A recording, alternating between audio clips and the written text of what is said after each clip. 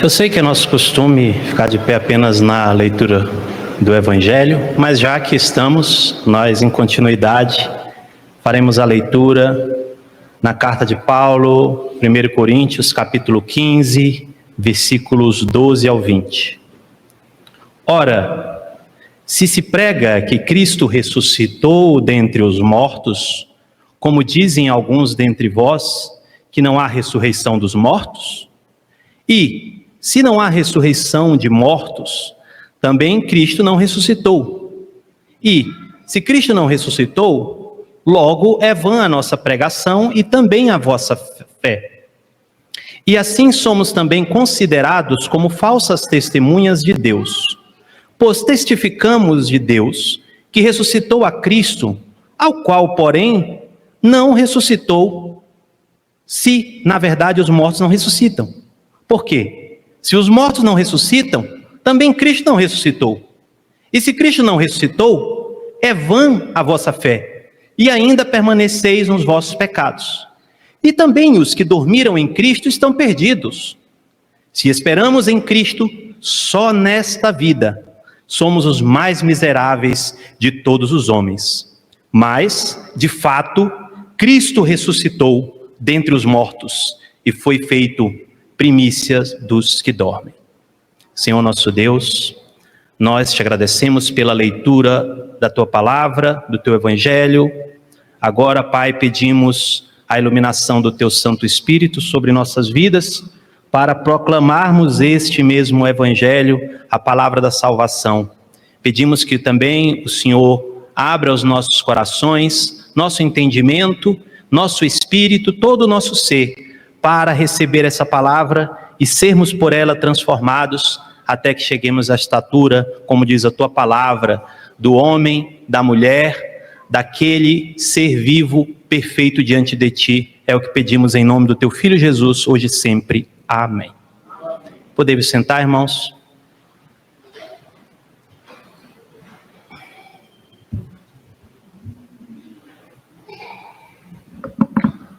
Ontem, nós recebemos no grupo da igreja uma informação da nossa irmã Ione, né?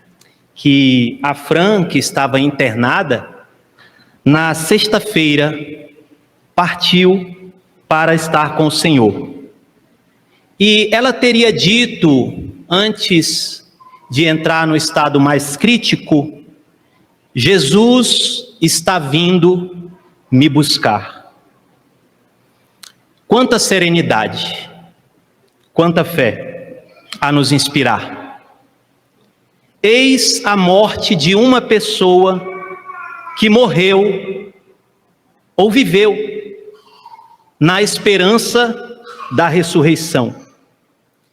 E este exemplo fica como pergunta para nós. Será que poderemos ter essa mesma serenidade diante da morte, tendo a fé e a esperança em Jesus? Bem, amados, o texto que nós acabamos de ler, ele nos fala de um problema que estava acontecendo nesta comunidade da igreja que se encontrava na cidade de Corinto. Eles estavam tendo dúvidas ou estavam dizendo que não havia ressurreição. Não havia ressurreição. Contudo, é muito curiosa a posição dos irmãos da igreja de Corinto, porque eles acreditavam na ressurreição de Jesus Cristo. Mas eles não acreditavam que eles seriam ressuscitados. Nós não sabemos como que isso aconteceu, porque Paulo fala, no texto que nós acabamos de dizer, que ele anunciou esse evangelho. Parece que se introduziram algumas pessoas no meio da comunidade e começaram a dizer que não existia mais ressurreição. E meio que numa postura, vamos dizer assim, tem aquele animal mitológico, né, que tem vários animais mitológicos, tem a cabeça de homem e o corpo de um outro animal, né? Então, quase como uma aberração dessas, estava aqui essa doutrina na igreja de Corinto, de alguns que acreditavam e diziam: Jesus ressuscitou, mas nós não vamos ressuscitar. Ora, parece que isso não tem nada a ver, né, conosco, porque nós viemos na igreja, na Páscoa e outros dias, recitamos o credo, e o credo diz, e nós recitamos juntos: Jesus ressuscitou ao terceiro dia, subiu aos céus, está à direita de Deus Pai Todo-Poderoso, de onde há de vir para julgar vivos e mortos. E nós dizemos, acreditamos na ressurreição de Jesus. Na Páscoa, nós cantamos aquele hino muito bonito que eu gosto bastante: Cristo já ressuscitou, aleluia.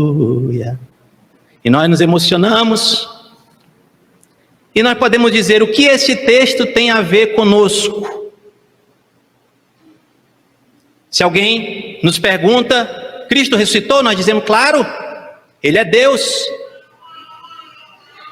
Mas existe um problema, muitas das vezes, quando essa pergunta ou este questionamento chega em nós. Ou mais do que chegar em nós, este questionamento chega no fundo de nossa alma e de nosso ser. E onde que eu quero chegar aqui, irmãos? Eu quero dizer que, se perguntam para nós: e você? Como é que é a coisa contigo? Será que nós temos a fé e a convicção de dizer que nós temos ou participamos da vida eterna, que já somos ressuscitados com Cristo? Vocês me responderão: claro, pastor. Como que eu seria um bom cristão se eu dissesse o contrário disso? Mas ainda existe mais um questionamento. E que, se você escapar desse, você escapou mesmo. Está bem-aventurado. Que é: por que, mesmo declarando todos esses dogmas de fé, muitas das vezes nós vivemos a nossa vida como se a ressurreição fosse uma mentira ou não existisse? Como assim, pastor? O que você está falando? Muitas das vezes nós vivemos tão apegados, irmãos, a essa vida, que é como se nós não acreditássemos na ressurreição, ou que a vida eterna fosse esta vida. E nós nos lamentamos porque temos aí 80 anos para viver. Aqueles que têm mais sorte, ou se cuidam mais, ou têm uma biologia mais privilegiada, vão além. Alguns chegam até 100. Mas nós dizemos o seguinte: poxa, poderia ir pelo menos até os 200. Acho que 200 anos, né? Eu já parei para pensar isso aí. Por 200 anos, acho que daria para você viver bastante coisa, né? Ter bastante experiências interessantes. Recentemente, nós temos visto as tentativas humanas na busca pela eternidade.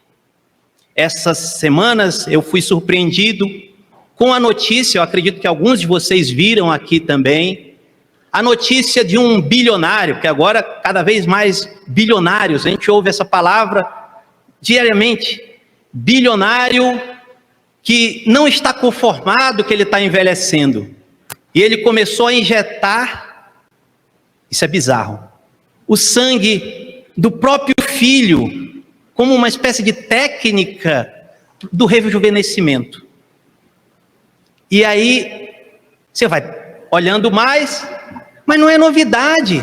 Continuando com os bilionários, o Elon Musk, eu já estou até me cansando de citar todos os quase sermões, que eu estou falando, o Elon Musk aparece. O Elon Musk está criando ele tem uma organização, uma indústria, que está trabalhando com espécies de, não sei se é nanotecnologia, qualquer coisa parecida, que é uma tentativa de salvar as nossas memórias para inseri-las numa espécie de chip. Para o quê? Obviamente, quando esse corpo, ele tiver sem condições, você transfere essa memória para o chip, tá? Para sobreviver. Né? Então, beleza, você continua existindo ali naquele chip. E aí eu não sei como é que seria, se ele vai ser provavelmente transportado para o quê? Uma outra máquina, né? Para o outro corpo. O Jeff Bezos ainda, continuando com os bilionários aí, ele também tem um projeto de rejuvenescimento também, de restauração de células corporais, etc., com vistas a cada vez mais prolongar essa vida. E é assim, irmãos. As pessoas estão empenhadas em tentar alcançar a eternidade, alcançar a vida eterna. Mas, reverendo Paulo, eu estava pensando nisso e eu me lembrei de um conto que eu acho que alguns já entraram em contato aqui. Eu acho que o Borges escreveu depois, mas é um conto do Machado de Assis. Tem um conto do Borges com esse nome, o Imortal, que é um literato argentino, mas tem, antes dele, o nosso brasileiro Machado de Assis escreveu um conto chamado O Imortal. O Imortal. Nesta história, vou resumi-la, um certo homem no Recife, ele teria bebido, resumindo também, não vou entrar na história, o conto está aí, ele teria bebido um elixir da vida eterna. E este homem começa a viver. Vai vivendo, tentam matar ele vive, não conseguem matar ele, mas enfim, o negócio fica feio, né? Todo mundo admirado e tal. E ele começa a ter as experiências, tem os amores, ele começa a aprender de tudo. E ele vai vivendo, 1 século, 2. Quando chega, mais ou menos no 2º século de vida, ele começa a se enfadar. E não só se enfadar, quanto entrar numa profunda depressão e angústia. Por quê? Porque ele começa a perceber que aqueles atos que ele está fazendo, e diz o conto que ele era uma pessoa muito envolvida com a diversidade das coisas, ele não conseguia ficar numa coisa só. Então, meio que ele experimentou de tudo. Experimentou coisas boas, conhecimento, começou a conhecer de tudo, mas experimentou também as coisas ruins.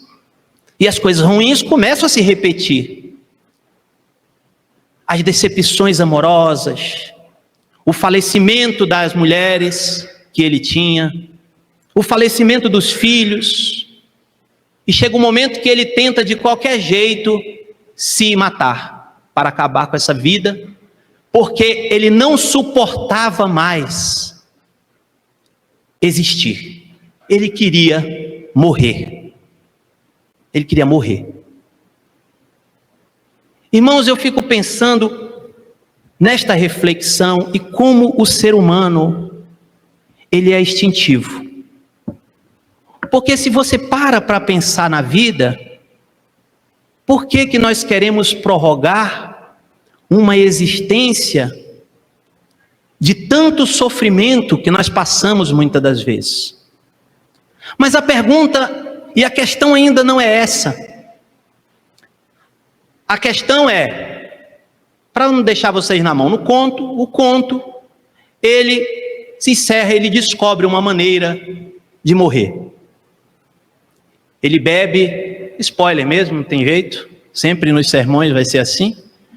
Então vocês vêm preparados, né? Algum sermão aqui, você vai receber o spoiler de alguma coisa. Tem que ter sorte, né? Se você quiser assistir. O spoiler é, ele vai beber o outro lado uma parte do elixir, a outra metade que ele tinha bebido, e ele chega nessa conclusão, que poderia ser a chance dele, ele bebe e falece. Mas o sentido dessa história, irmãos, é que o que é a vida, o que é a eternidade, o que é a ressurreição, o tipo de vida, o tipo de ressurreição que a palavra de Deus nos traz e nos fala, não é esta vida.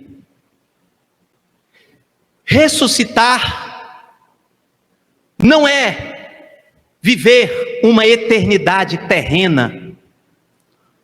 E quando eu falo eternidade terrena, é a eternidade que nós, seres humanos, tentamos conquistar, que esses bilionários estão tentando conquistar, perdão.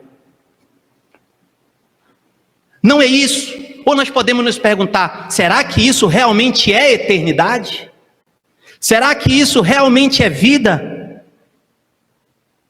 A ressurreição, irmãos, diz o apóstolo Paulo, ele fala de um novo corpo, e que quando o nosso tabernáculo terrestre se desfizer, e o tabernáculo terrestre é este nosso corpo, nós receberemos um corpo glorioso. E a teologia do corpo é muito importante em Paulo, porque corpo não significa especificamente este corpo material, mas soma, que é o termo grego, significa a totalidade do nosso ser. Dizem os filósofos da ciência que nós somos, ou só somos o que somos a partir da identidade que nós temos com o nosso próprio corpo. Digamos, se um dia acorda, você vai olhar no espelho, você se vê com outro rosto. Você vai entrar numa espécie de colapso psicológico, porque a tua identidade está associada ao teu corpo. Então, o cristianismo diz que a ressurreição não vai ser exatamente esse corpo, mas a tua identidade, ela é preservada para além dessa existência. E é superação dessa existência.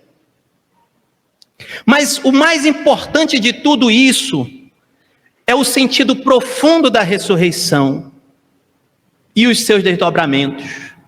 Porque ressurreição e esta vida após a morte é parte do processo. Mas diz a palavra de Deus que a ressurreição, ela já aconteceu. E ela continua acontecendo. Ela aconteceu quando Cristo ressuscitou, quando ele vence a morte. E ela acontece porque a palavra de Deus diz que nós ressuscitamos com ele também. Nós já ressuscitamos com Cristo. Ou seja, nós participamos, nós tomamos parte da vida de Deus. O Evangelho de João diz que aquele que crê nele, do seu interior fluirão rios de água da vida, que jorram para a vida eterna. Estes rios, irmãos, de água da vida, estão dentro de cada um de vocês. Você está repleto do rio da água da vida. E a ânsia, ela é superada nesse sentido de participação da vida de Deus, quando nós entendemos, e esta é uma verdade espiritual profunda, quando nós somos atingidos pela presença de Deus em nossas vidas, acontece essa ressurreição. E como acontece? Acontece porque todo o nosso ser agora não vive mais sob o signo desta existência, com as aspirações desta existência, que são aspirações extremamente limitadas, são aspirações mesquinhas, são aspirações baseadas no medo. Só que o Espírito do Senhor lança fora todo medo. Então a existência da ressurreição e a realidade da ressurreição, ela tem desdobramentos na nossa vida, porque na medida em que nós não vivemos mais sob o signo da morte, ou com medo do dia que nós vamos morrer, toda a nossa vida ganha um outro propósito e significado. Porque agora você sabe que você não está sozinho. Porque eis aqui o pecado original, irmãos. O pecado original, diz a palavra de Deus, se dá quando nós queremos conhecer o bem e o mal. E nós achamos que pelos nossos raciocínios, pela nossa capacidade intelectual, ou mesmo pela nossa capacidade moral, da nossa ação no mundo, nós vamos resolver os nossos próprios dilemas. E essa palavra é dura porque é o seguinte, ela diz que quando nós fazemos isso, nós estamos nos afastando da fé. Só que eu tenho uma boa notícia também. Não é você que tem que se afastar da fé e se culpar porque você está se afastando da fé. Porque de fato é da nossa natureza se afastar da fé. É da nossa natureza se apegar em nós mesmos, no nosso ego, nas nossas ações, nos nossos medos, nas nossas ansiedades, nas nossas preocupações, nas nossas aspirações, muitas das vezes mesquinhas. Mas é da natureza de Deus nos encher de fé. Porque a fé é um dom de Deus. E quando você diz, bem, eu desisto de vencer pelas minhas próprias forças, desisto de vencer pelo meu eu, e de buscar tudo isso com a força do meu braço, e agora eu deixo nas mãos de Deus e descanso o meu ser nele, porque eu reconheço que Ele é o princípio, Ele é o meio e Ele é o fim. Eu reconheço que Ele é aquele que traz o sentido da vida, e que toda a vida é ressignificada sobre o seu poder, e sobre o poder da morte e da ressurreição de Jesus Cristo.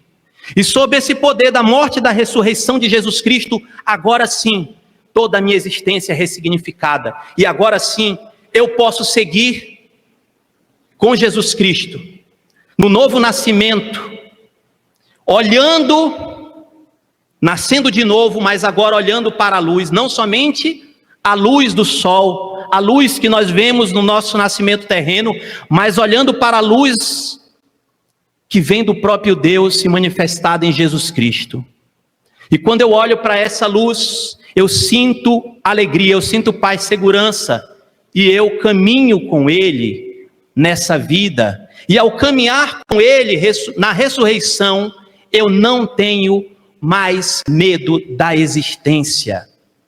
Claro, você pode em algum momento sentir esse medo, porque somos seres humanos, mas agora, ao sentir estas aspirações, esses medos, estas dúvidas, essas negatividades, você sabe que junto com você está aquele que é todas as coisas, e que é o sentido da vida.